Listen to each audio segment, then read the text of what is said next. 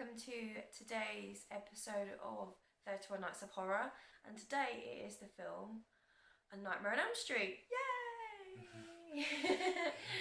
One of Sam's favourites. Yay! Okay, what can you tell us about Nightmare on Elm Street, Dan? Nightmare on Elm Street is about a group of children who have nightmares about a man in a stripy jumper.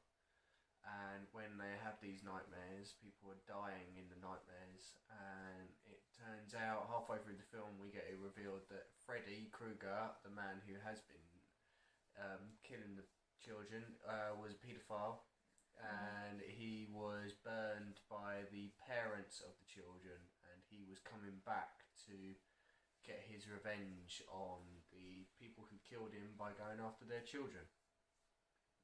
We have very strange ending, but yeah, that's basically the story of Nightmare on Elm Street. If you don't know the story of Nightmare on Elm Street, how are you watching horror? I think Basically, yeah. This film is Wes Craven. It's Wes Craven's biggest hit, I would say, before Scream, and also is the first ever thing that Johnny Depp acted in ever.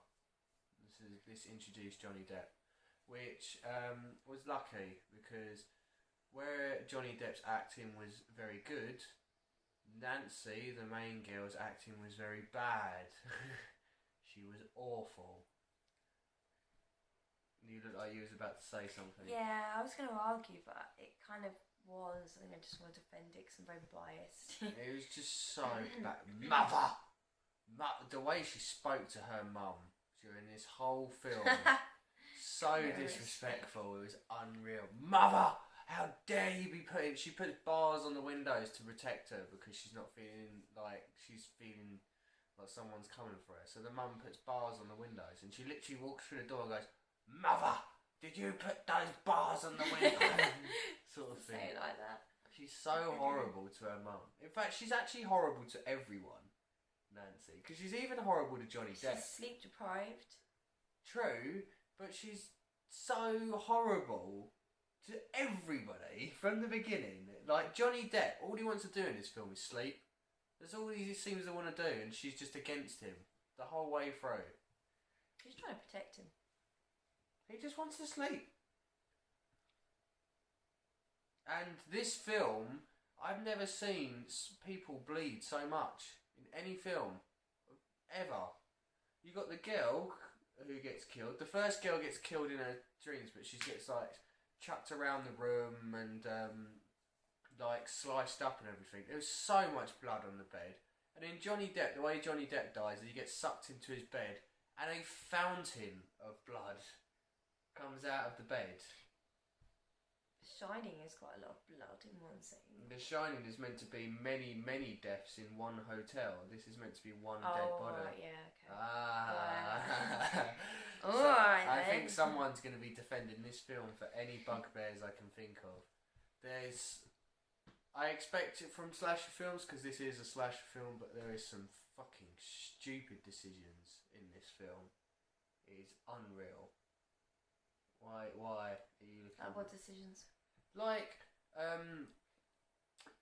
how you have a girl across the street from someone who has just been killed, and she's screaming from the window, and the police are like, no, everything's fine, no, Yeah. it's fine, Right.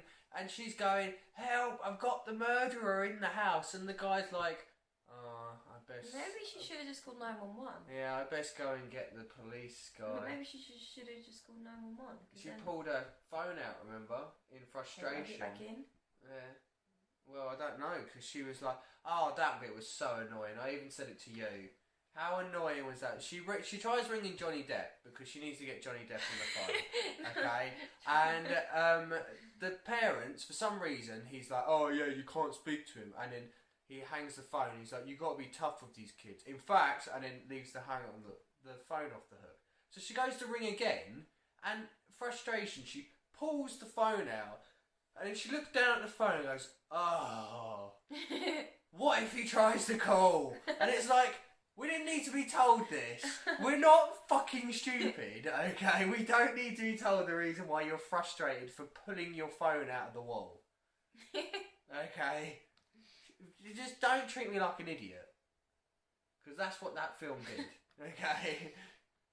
Nightmare on Elm Street. When someone says to me, horror movie, it's the first one I think of.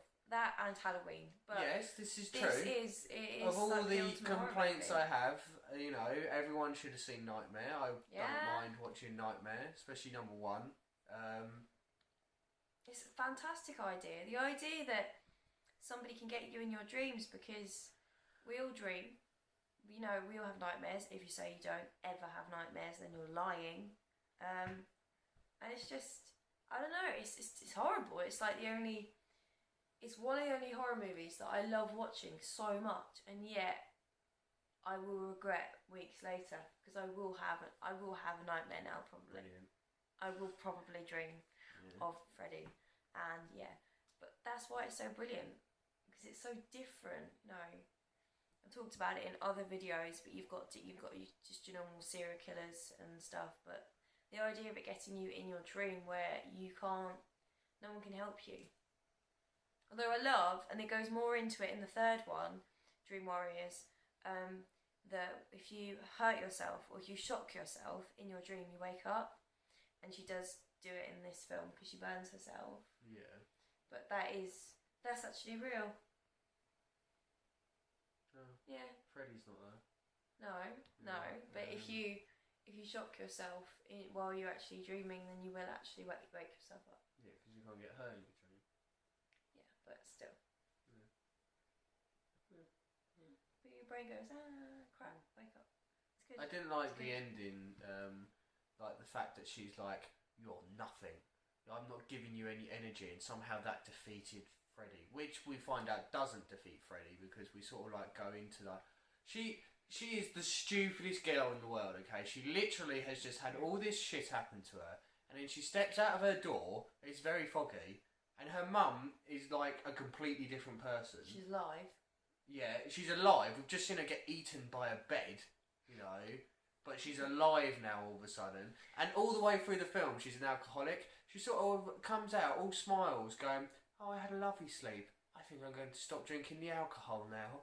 And then she's like, oh, okay, mother. Because for some reason during the whole of this film, she only ever calls her mother. Who calls their mum that? Okay, it's always mum, you know, mother. And then she goes and gets into the car with 3 dead friends, and then wonders why the car suddenly seals up. You notice this stuff like she walks out the house and her hair's nice as well. Like, yeah, suddenly her makeup's all on, and it's all bright, and she's all happy and everything. And then she doesn't notice the fact that the car is the stripes of Freddy's jumper, you know, because that would mean having half a brain cell. And then she gets into the car with all of her dead friends, and then is shocked when maybe she thinks it's all a dream. It's all been a dream. Well, then she's an idiot. Where did she think this fog came from? And that ending shot was ridiculous, because Freddy, like, literally comes out of the window and then pulls what is obviously like a blow-up doll or something in through the door. Okay, you know? There were some bad effects. You did see, for anybody who likes to see mistakes in movies, and I've been told about this before, but I've never noticed it till you pointed it out, when Freddy falls, 3/4 of the end of the movie, when Nancy's fighting with him, you see a mattress on the stairs. Yes, you do. You clearly see a mattress, like this, like corner of the screen sort of thing, just like there. You see it. Yeah. And he falls on it. There are some really bad effects, but and the one I showed you where Freddy is actually really skinny, and then Freddy's set on fire, and all of a sudden Freddy's like fat. You know, really fat. He's like a completely different. The stunt double's like obese, and his mouth isn't open when he's screaming. But it's okay because it's a good film. Oh, of course, yeah. But no, for all of its faults, it is a decent film. The first time you see Freddy, it is pretty scary. That's horrible. He's got like his arms out. Yeah, he's not like. I mean, I didn't like that effect. I thought it was really stupid. Yeah, but they get worse. Really long. Like, oh god, these are my arms. The first Nightmare on Elm Street. This is one of the more serious ones. Because they get very silly. I don't mind it. I love this one. Still had its silly bits. Like she tried. I told you earlier. She pulled the phone out, and then the phone started ringing after she pulled it out. So she answers the phone, and he's like, "I'm your boyfriend now." And all of a sudden, his tongue comes out of the phone to try and lick her, and it was like, That's just weird. Okay? Sorry. That's not scary. That's not creepy. That's just weird. Okay. And it's just there are some funny bits in it. I think it's just one of those ones that it's serious, but it's quite funny at the same time. Like, you either get it and like it and enjoy it, or you just hate it. Yeah, I know there's mistakes. I don't know anyone who doesn't like this film. Yeah. You know, this is one of those horror films that everybody loves. Everybody remembers Nightmare on Elm Street. Everybody remembers Freddy. Freddy is that sort of iconic horror villain that everyone knows. If you see the colours red and green together, I think Freddy. Like, it stripes. You see a stripy jumper with red on it, yeah, you think of Freddy. You think Freddy Krueger. Yeah, I don't definitely. even think Christmas, I think Freddy Krueger. Yeah, He's no, gonna get definitely. And that horrible noise of the knives No. dragging, it's a very horrible noise to hear. Another thing that you noticed that people might be interested in, there's a teacher in Nightmare on Elm Street, and she's the seance woman out of Insidious, which is quite cool. I didn't realise she was that old, but apparently. Yeah. But then I suppose Johnny Depp's obviously in this one, so... Yeah, you could, I mean, if you definitely take something out of the film other than this is a really good horror film, it's that Johnny Depp is very talented. Johnny Depp is easily the star of this film, other than Robert Englund, who plays Freddy. He'd be... he's just amazing. Who sadly doesn't play Freddy anymore, but he played Freddy in every single Freddy film until they started doing the remakes, which is a shame. The very latest one is called A New Nightmare, isn't it? Or was that one of the No, originals? that's one of the originals. I think that's like the Was fourth it just or fifth one. It's just a remake It's just of... A Nightmare on Elm Street, and it's not completely Robert different. Englund. Yeah, and it's terrible. I really found awful. we shouldn't really go into we're talking about this one, not the remake. No. But the remake I found scarier in a way because there's no humour and he actually just looks like a Burns victim. But other than that, I didn't enjoy it because it's not the Freddy Krueger that we know. No, we all know Robert Englund as Yeah. Freddy, and that's always nice. I mean, we've had many different Jasons, and we've had many different Michaels and stuff like that, but we've always had one Freddy. The same as we've always had... I don't think they've changed the voice, so we've always only ever had one Chucky. You know, it's nice to have that continuity during it. Yeah. But when it comes to this, I think I'll give it a 7. Definitely a 7. I mean, for all the faults that it has all those other good bits. I mean, Johnny Depp is brilliant in this film. The deaths are pretty good. It's really creepy, and you've got that really creepy song to sort of end it as well. Yeah. And it's just... it is a very good horror film. It is one of those ones that I'd want to watch. If you're sitting down for a slasher fest, it should be the first one you watch. If you're going to show somebody some horror movies, Yeah. this is the one you show them. I mean, the fact that Friday the 13th is just as famous as this is a crime, because Friday the 13th is awful. This is actually a very good horror movie that, yes, it's aged. It's obvious that it's aged, but it's just... It has that 80s charm though, doesn't it? You can tell it's... Yeah, you can tell it's an 80s film, but it's one that... It's just... I don't know how to describe how it's good, but it is just one of those good films that you know is good despite the faults in it. What do you give it? And winning the bet is more than 7. I'm actually going to give it 10. Oh, whoa. Because it's, Remember that she had to be coerced into giving The Shining a 10. Yeah, The Shining is an amazing movie. This is different because I do feel like I do need to kind of explain myself. I love it. I just love it. I think it's a brilliant film. I love the idea of it. The characters are great. And it's just a really good... I like the series. I give the series a 10, basically.